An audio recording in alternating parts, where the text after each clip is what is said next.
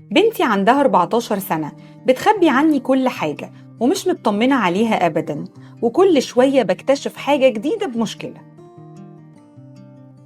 سن المراهقة من أكتر المشاكل اللي بتجيلي في الفترة الأخيرة، هي مشاكل سن المراهقة.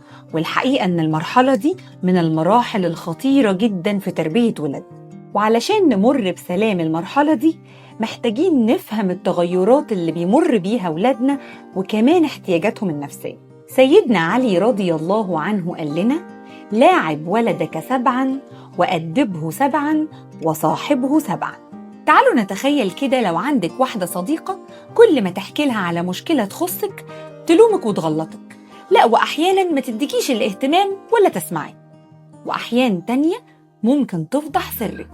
يا ترى هتأمني لها تاني وتحكي لها على أي مشكلة تخصك، أو حتى هتفكري فيها لما يحصل لك أي حاجة وتجري عليها؟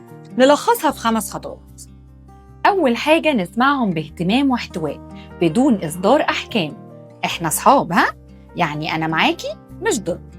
تاني حاجة، محتاجين نساعدهم ينظموا وقتهم ويستغلوه في أنشطة تنمي مهاراتهم.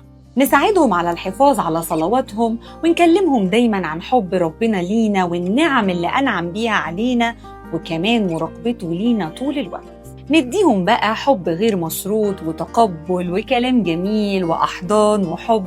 وآخر حاجة، نركز على الإيجابيات وندعمها ونتكلم عليها، ونبعد تماماً عن النقد سواء في الأداء أو في الشكل أو الملامح. وخلينا نمشي بمبدأ: ادعم الإيجابيات تختفي السلبيات.